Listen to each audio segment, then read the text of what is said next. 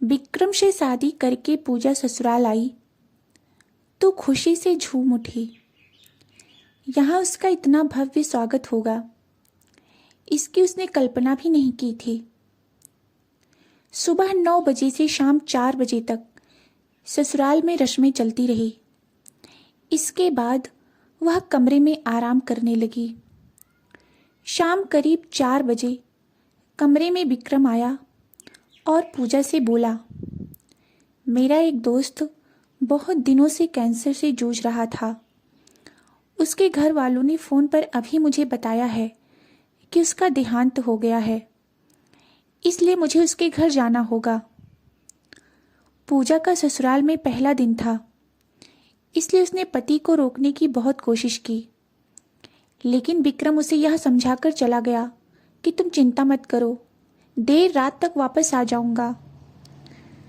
विक्रम के जाने के बाद उसकी छोटी बहन शिखा पूजा के पास आ गई और उससे कई घंटे तक इधर उधर की बातें करती रही। रात के 9 बजे पूजा को खाना खिलाने के बाद शिखा उससे यह कहकर चली गई कि भाभी अब थोड़ी देर सो लीजिए, भैया आ जाएंगे तो फिर आप सो नहीं पाएंगी। ननद शिखा के जाने के बाद पूजा अपने सुखद भविष्य की कल्पना करते करते कब सो गई उसे पता ही नहीं चला। पूजा अपने माँ बाप की इकलौती बेटी थी। उससे 3 साल छोटा उसका भाई शेखर था। वह 12वीं कक्षा में पढ़ता था। पिता की कपड़े की दुकान थी। ग्रेजुएशन के बाद पूजा ने नौकरी की तैयारी की तो 10 महीने बाद ही एक बैंक में उसकी नौकरी लग गई थी। 2 साल नौकरी करने के बाद पिता ने विक्रम नाम के युवक से उसकी शादी कर दी। विक्रम की 3 साल पहले ही रेलवे में नौकरी लगी थी। उसके पिता रिटायर्ड शिक्षक थे और माँ हाउसवाइफ थी। विक्रम से 3 साल छोटा उसका भाई तुषार था, जो 10वीं तक पढ़ने के बाद एक प्राइवेट कंपनी में नौकरी करने लगा था। तुषार से 4 साल छोटी शिखा थी, जो 11वीं कक्षा में पढ़ रही थी। पति के जाने के कुछ देर बाद पूजा गहरी नींद में सो रही थी। तभी ननद शिखा उसके कमरे में आई। उसने पूजा को झकझोर कर उठाया। शिखा रो रही थी। रोते रोते ही वह बोली, भाभी अनर्थ हो गया। विक्रम भैया दोस्त के घर से लौट कर आ रहे थे कि रास्ते में उनकी बाइक ट्रक से टकरा गई। घटना स्थल पर उनकी मृत्यु हो गई। पापा को थोड़ी देर पहले ही पुलिस से सूचना मिली है। यह खबर सुनते ही पूजा के होश उड़ गए। उस समय रात के 2 बज रहे थे। क्या से क्या हो गया था। पति की मौत का पूजा को ऐसा गम हुआ कि वह उसी समय बेहोश हो गई। कुछ देर बाद उसे होश आया तो अपने आप को उसने घर के लोगों से घिरा पाया। पड़ोस के लोग भी थे। सभी उसके बारे में तरह तरह की बातें कर रहे थे। कोई डायन कह रहा था, कोई अभागन, तो कोई उसका पुनर्जन्म का पाप बता रहा था। रोने के सिवाय पूजा कर ही क्या सकती थी। कुछ घंटे पहले वह सुहागिन थी और कुछ देर बाद ही विधवा हो गई थी। खबर पाकर पूजा के पिता भी वहां पहुंच गए थे। अगले दिन पोस्टमार्टम के बाद पुलिस ने विक्रम का शव घर वालों को सौंप दिया था। 13वीं के बाद पूजा मायके जाने की तैयारी कर रही थी कि अचानक सिर चकराया और वह फर्श पर गिरकर बेहोश हो गई। ससुराल वालों ने उठाकर बिस्तर पर लिटाया। मेहमान भी वहां आ गए। डॉक्टर को बुलाया गया। चेकअप के बाद डॉक्टर ने बताया कि पूजा 2 महीने की प्रेग्नेंट है, पर वह बेहोश कमजोरी के कारण हुई थी। 2 सप्ताह पहले ही तो पूजा बहू बनकर इस घर में आई थी, तो 2 महीने की प्रेग्नेंट कैसे हो गई, सोचकर सभी लोग परेशान थे। पूजा के पिता वहीं थे। वह सकते में आ गए। पूजा को होश आया तो सास दहाड़ उठी, बता तेरे पेट में किसका पाप है? जब तू पहले से इधर उधर मुंह मारती फिर रही थी तो मेरे बेटे से शादी क्यों की? पूजा कुछ न बोली। उसे याद आया कि रोका के 2 दिन बाद ही विक्रम ने उसे फोन करके मिलने के लिए कहा था। उसने विक्रम से मिलने के लिए मना करते हुए कहा, मेरे खानदान की परंपरा है कि रोका के बाद लड़की अपने होने वाले दूल्हे से शादी के दिन ही मिल सकती है। माँ ने आपसे मिलने से मना कर रखा है। विक्रम ने उसकी बात नहीं मानी थी। वह हर हाल में उससे मिलने की जिद कर रहा था, तो वह उससे मिलने के लिए राजी हो गई। शाम को छुट्टी हुई तो पूजा ने माँ को फ़ोन करके झूठ बोल दिया कि आज ऑफिस में बहुत काम है, रात के 8 बजे के बाद ही घर आ पाऊंगी। फिर वह उससे मिलने के लिए एक रेस्टोरेंट में चली गई। उस दिन के बाद भी उनके मिलने जुलने का कार्यक्रम चलता रहा। विक्रम अपनी कसम दे देकर उसे मिलने के लिए मजबूर कर देता था। वह इतना अवश्य ध्यान रखती थी कि घर वालों को यह भनक ना लगे। एक दिन विक्रम उसे बहला फुसला कर एक होटल में ले गया। कमरे का दरवाजा बंद कर उसे में बाहों में भरा तो वह उसका इरादा समझ गई थी। पूजा ने शादी से पहले सीमा लांघने से मना किया, लेकिन विक्रम नहीं माना। मजबूर होकर उसने आत्मसमर्पण कर दिया था। तभी उसके बाद ही यह सिलसिला चलने लगा।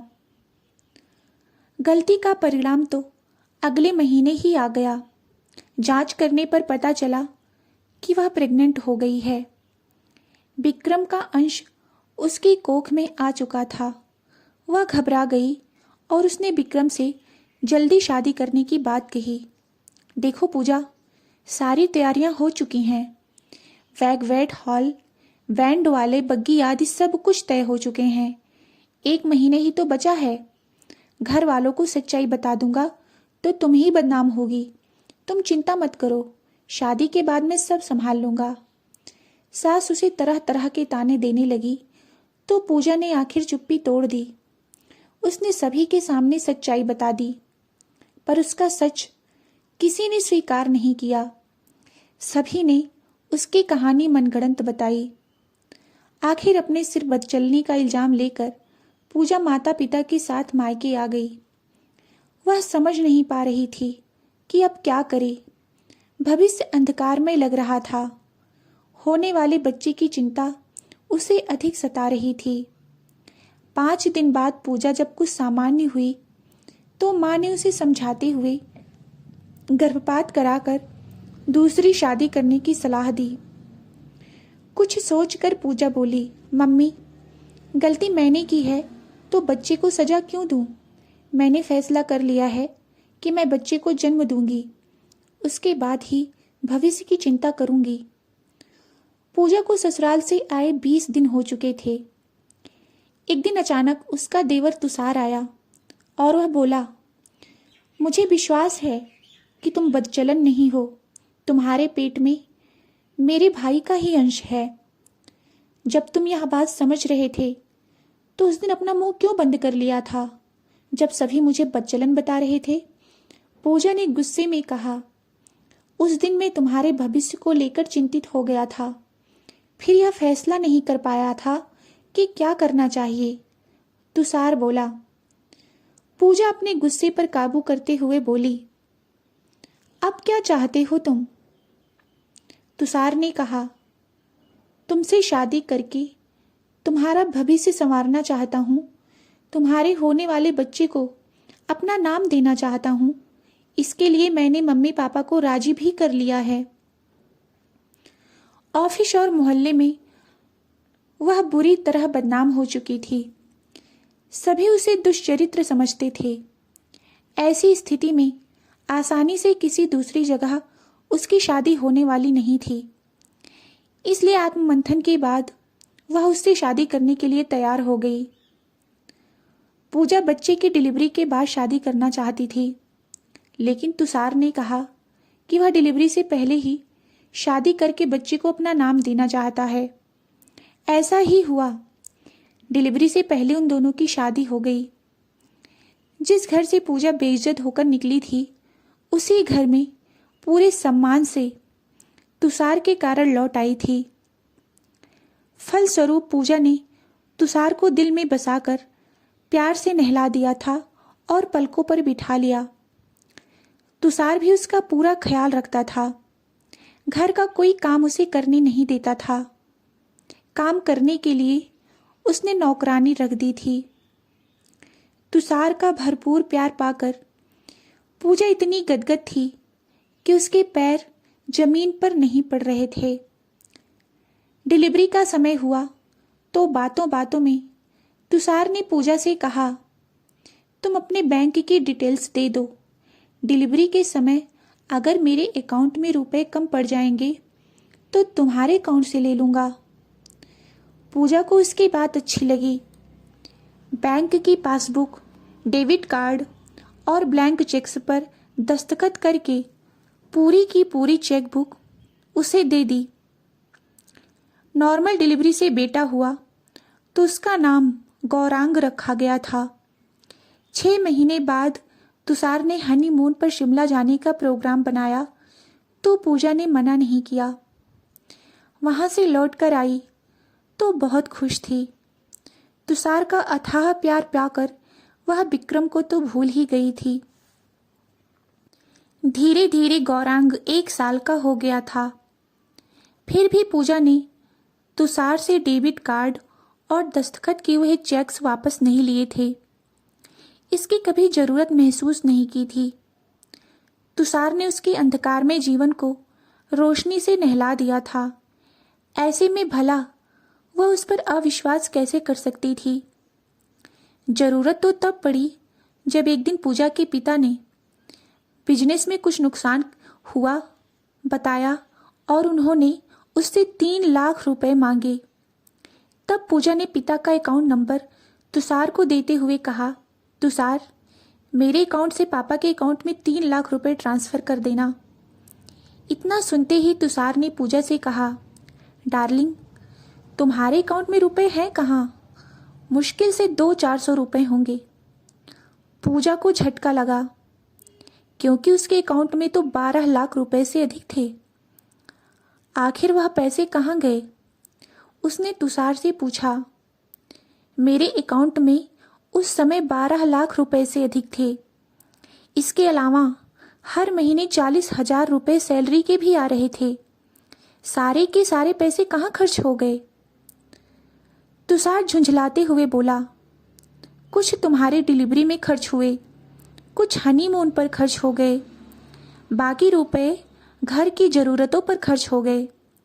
तुम्हारे पैसे से ही तो घर चल रहा है। मेरी सैलरी और पापा की पेंशन के पैसे तो शिखा की शादी के लिए जमा हो रहे हैं। तुषार का जवाब सुनकर पूजा खामोश हो गई, पर उसे यह समझते देर न लगी कि उसके साथ कहीं कुछ न कुछ गलत तो हो ही रहा है। डिलीवरी के समय उसे छोटे से नर्सिंग होम में दाखिल किया गया था। उसका बिल मात्र 30,000 रुपये आया था। हनीमून पर भी अधिक खर्च नहीं हुआ था। जिस होटल में ठहरे थे वह बिल्कुल साधारण सा था। उनका खाना पीना भी सामान्य हुआ था। खैर, जो होना था वह हो चुका था।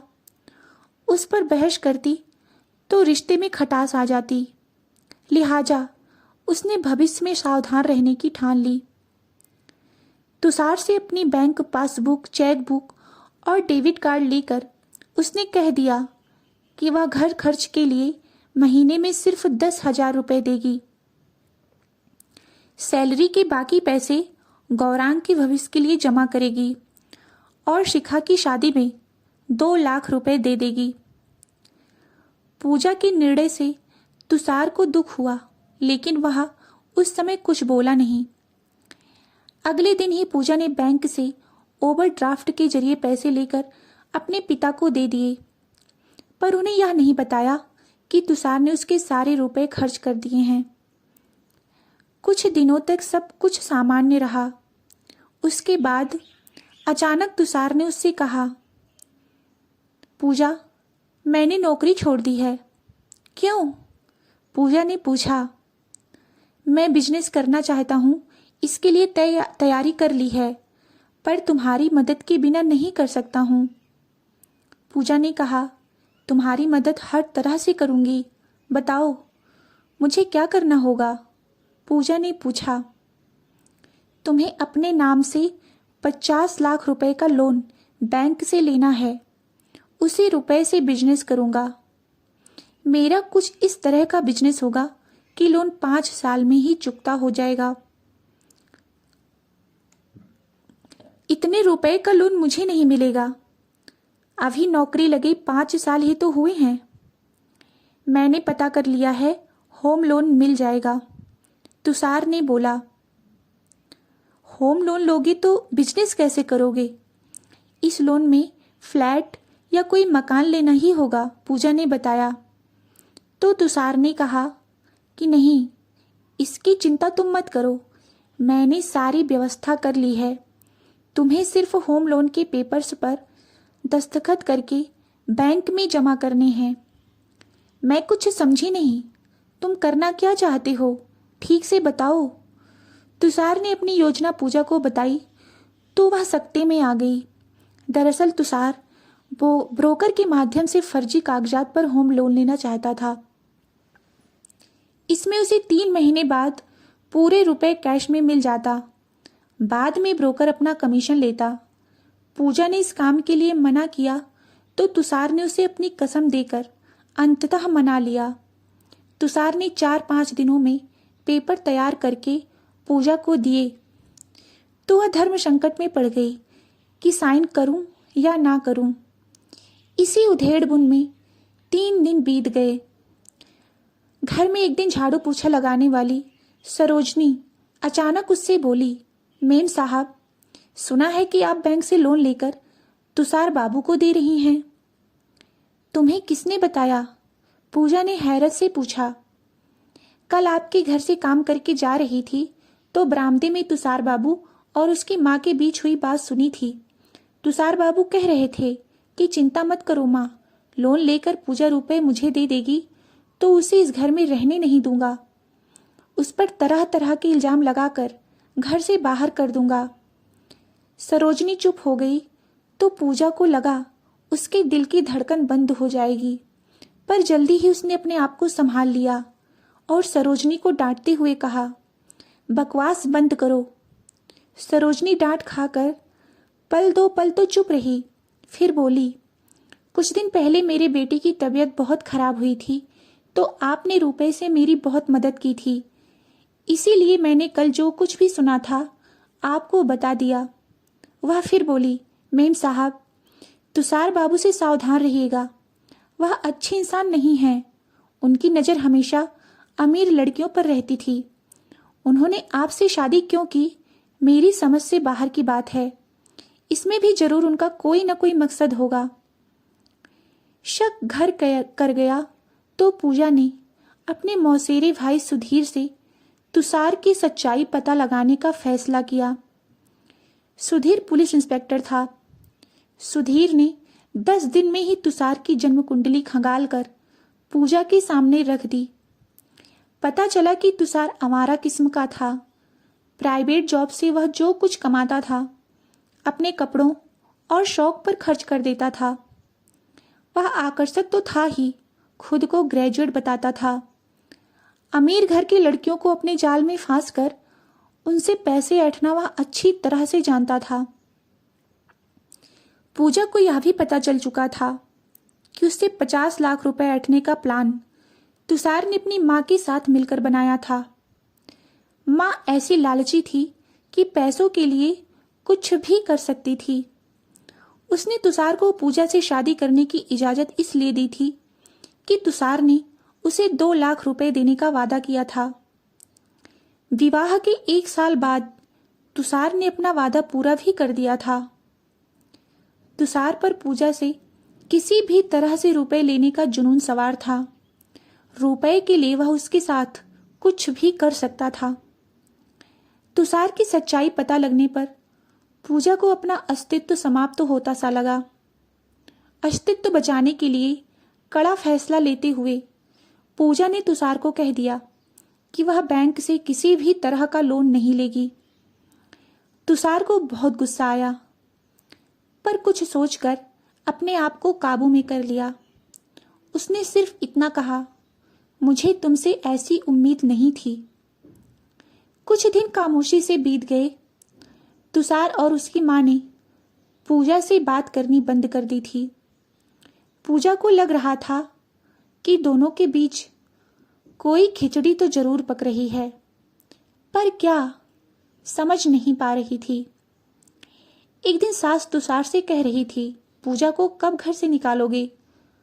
उसने तो लोन लेने से भी मना कर दिया है, फिर उसे बर्दाश्त क्यों कर रहे हो? उससे तो 50 लाख लेकर ही रहूंगा माँ, तुषार ने कहा। पर कैसे? उसका कत्ल करके। उसकी माँ चौंक गई। क्या मतलब है तुम्हारा तुषार?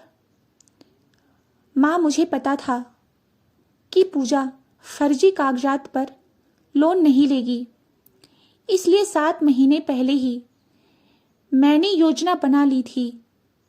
कैसी योजना बेटा? माँ, पूजा का 50 लाख रुपए का जीवन बीमा करा चुका हूं, उसका प्रीमियम बराबर दे रहा हूं। उसकी हत्या करा दूंगा तो रुपए मुझे मिल जाएंगे, क्योंकि नॉमिनी मैं ही हूं। तुषार की योजना पर मां खुश हो गई। फिर कुछ सोचते हुए बोली, अगर पुलिस को पकड़ में आ जाओगे तो सारी की सारी योजना धरी की धरी रह जाएगी। ऐसा नहीं होगा मां, पूजा की हत्या कुछ इस तरह से कराऊंगा कि वह रोड एक्सीडेंट लगेगा। पुलिस मुझे कभी नहीं पकड़ पाएगी। बाद में गौरांग का भी कत्ल करा दूंगा। कुछ देर चुप रहकर तुषार ने फिर कहा, पूजा की मौत के बाद अनुकंपा के आधार पर बैंक में मुझे नौकरी भी मिल जाएगी। फिर किसी अमीर लड़की से शादी करने में कोई परेशानी नहीं होगी। पूजा ने दोनों की बात मोबाइल में रिकॉर्ड कर ली थी। माँ बेटी के षड्यंत्र का पता चल गया था। अब उसका वहां रहना खतरे से खाली नहीं था। इसलिए एक दिन वह बेटी गौरांग को लेकर किसी बहाने से मायके चली गई। सारा घटनाक्रम मम्मी पापा को बताया तो उन्होंने तुषार से तलाक लेने की सलाह दी। पूजा तुषार को सिर्फ तलाक देकर नहीं छोड़ना चाहती थी, बल्कि वह उसे जेल की हवा खिलाना चाहती थी। यदि उसे यूं छोड़ देती तो वह फिर से किसी ना किसी लड़की की जिंदगी बर्बाद कर देता। फिर थाने जाकर पूजा ने तुषार के खिलाफ रिपोर्ट लिखाई। सबूत में मोबाइल में रिकॉर्ड की गई बातें पुलिस को सुना दी। तब पुलिस ने रिपोर्ट दर्ज कर तुषार को गिरफ्तार कर लिया। कुछ महीनों बाद ही पूजा ने तुषार से तलाक ले लिया। इसके बाद पापा ने उसे फिर से शादी करने का सुझाव दिया। शादी के नाम का कोई ठप्पा अब पूजा नहीं लगाना चाहती थी। पापा को समझाते हुए बोली, मुझे किस्मत से जो मिलना था मिल चुका है। फिलहाल जिंदगी से बहुत खुश भी हूं। फिर शादी क्यों करूं? आप ही बताइए पापा कि इंसान को जीने के लिए क्या चाहिए? खुशी और संतुष्टि, यही ना? बेटे की परवरिश करने से जो खुशी मिलेगी वह मेरी उपलब्धि होगी। फिर मैं बार बार किस्मत आजमाने क्यों जाऊं? पापा को लगा कि पूजा सही रास्ते पर है। फिर वह चुप हो गए। दोस्तों, अगर आपको यह कहानी अच्छी लगी हो तो वीडियो को लाइक और चैनल को सब्सक्राइब अवश्य करें। वीडियो को एंड तक देखने के लिए बहुत बहुत धन्यवाद।